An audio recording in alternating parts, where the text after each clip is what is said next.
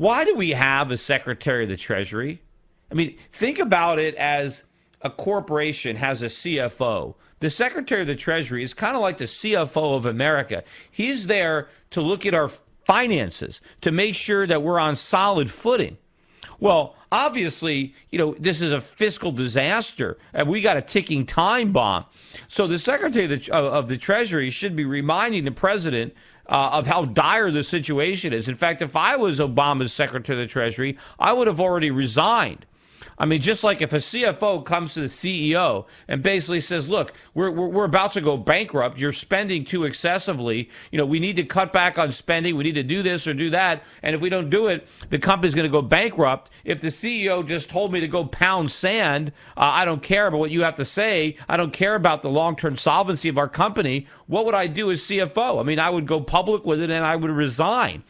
But what is the Secretary of the Treasury doing? He is just a mouthpiece for the president. He is there to lie about the state of our Treasury, to lie about the economy, to make his boss look good so that his boss can get reelected and he can keep his job. Well, what do we need that for?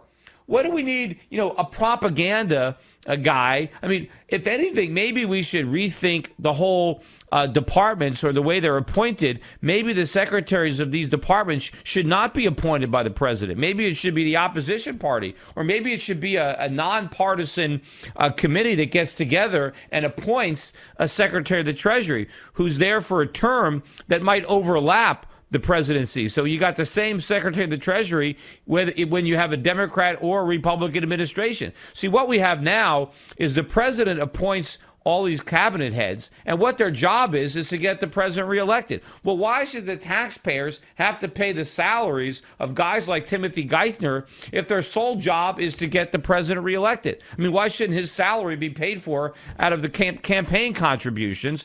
And why is he even the Secretary of the Treasury when he's not giving an honest assessment of the state of our economy, of the state of our public finances? He's simply there to make the president look good and to lie and to pretend the situation is much better than it actually is. I mean, would you want to invest in a company if the CFO basically fudged the numbers, falsified the earnings statements to make the CEO look good so that he can keep his job and get his bonuses? I mean, wouldn't you want to own stock in a company where the CFO was going to be honest, and if the picture wasn't bright, he would tell the truth so that maybe they can make the appropriate changes to save the company before it went into bankruptcy? No, but that's not what we got in Timothy Geithner. He doesn't care. He just wants to make sure that nobody, jumps ship.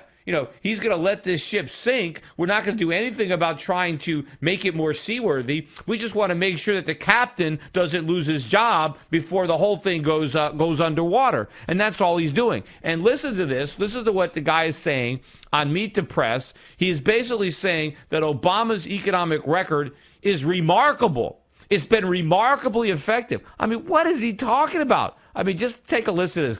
What is the appropriate level of accountability for this president in his management of economic recovery, which is incredibly slow by historical comparisons to other recoveries from recessions? Well, we all share that responsibility. The Congress shares that because they have the power of the purse, and they write the laws of the land that can make a difference in this case. And of course, the president shares some of that. And the president's policies were remarkably effective. If you look at this recovery and the effectiveness of our crisis response relative to any in recent memory, dramatically effective, at much lower cost than people expected.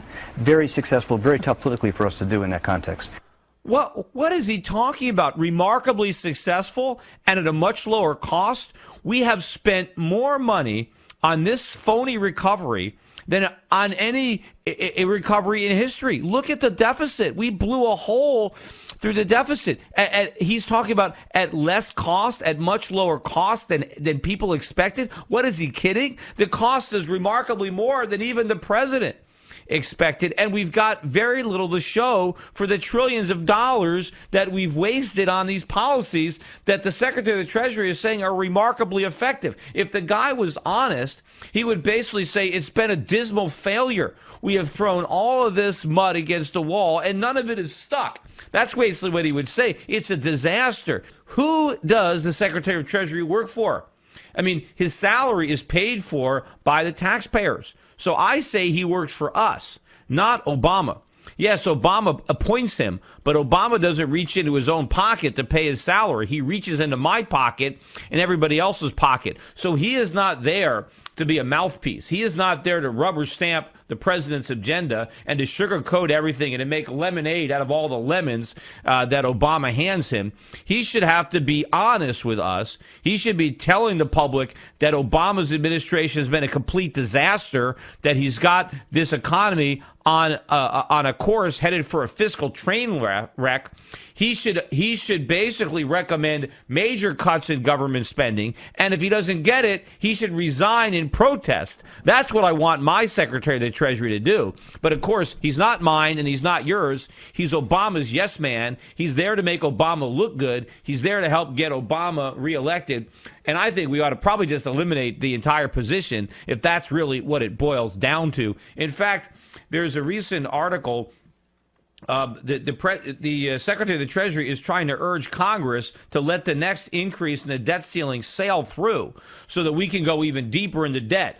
Basically, hey, don't try to, filibuster or try to, make politics out of all this debt. Don't try to rein it in. Don't try to do anything to slow down the rate of increase in the debt. He is urging the Republicans to be quiet so that the next increase in the debt ceiling can sail through without a lot of political fanfare. Is that the kind of Secretary of the Treasury? Isn't he supposed to be looking out for the purse strings, looking out for the Treasury, not helping to empty it, helping to make sure that we're completely broke and that we do absolutely nothing to veer from this profligate course? Is that really why don't we call it the Secretary, of the untreasury? Or maybe there's a better name we can think of for that. The Minister of Propaganda, or maybe profligacy, of bankruptcy. I mean, what's his job there? But let me play a little bit more of this Geithner sound from Meet the Press. Here's the second clip we have cut. In terms of the president's stewardship of the economy, this is a success story? The president inherited, again, as you know, the worst financial crisis since the Great Depression, a crisis caused by a shock larger than what caused the Great Depression. And he did the necessary, deeply damaging, deeply politically hard things to get growth started again. And then he's done everything he could to convince a reluctant opposition to join him in doing things to make the economy stronger. And we're going to keep doing that, even if they're against it, even if they don't like it. They haven't made the economy stronger. They've set it up for a bigger fall.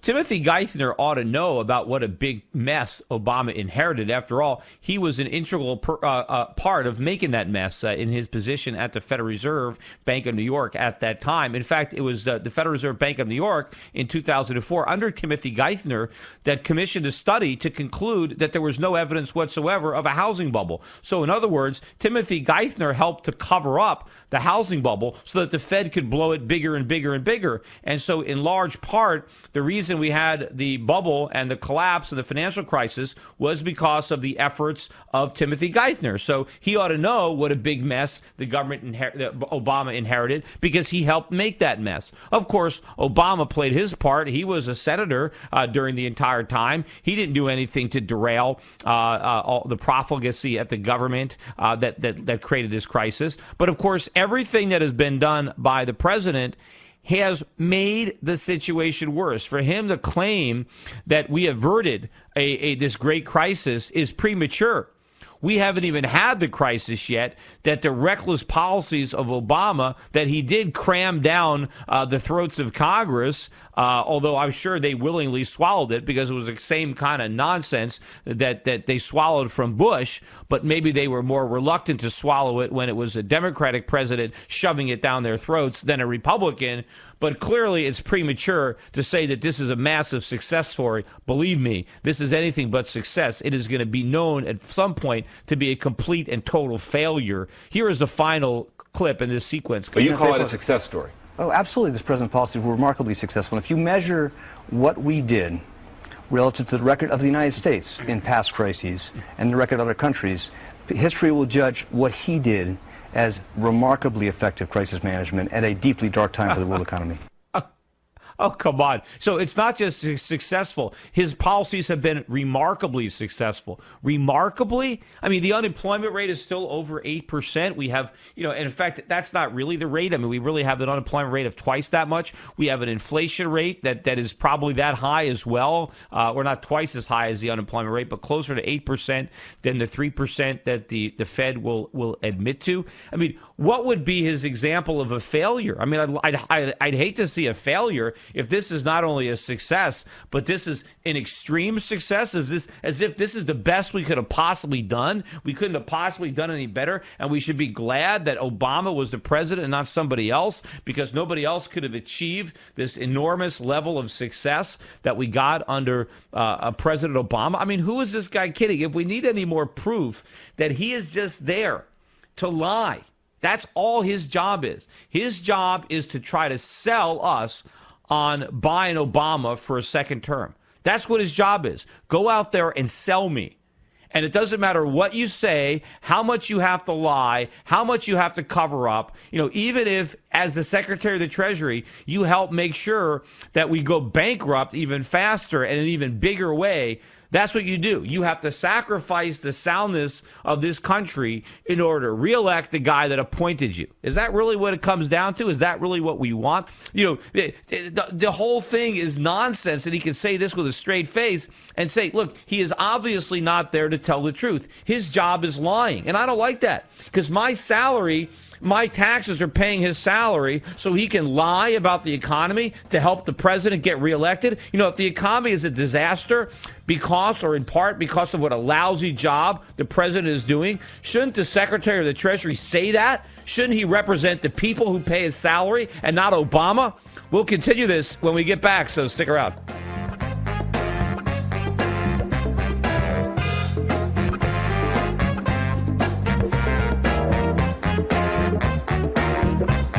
The Peter Schiff Show.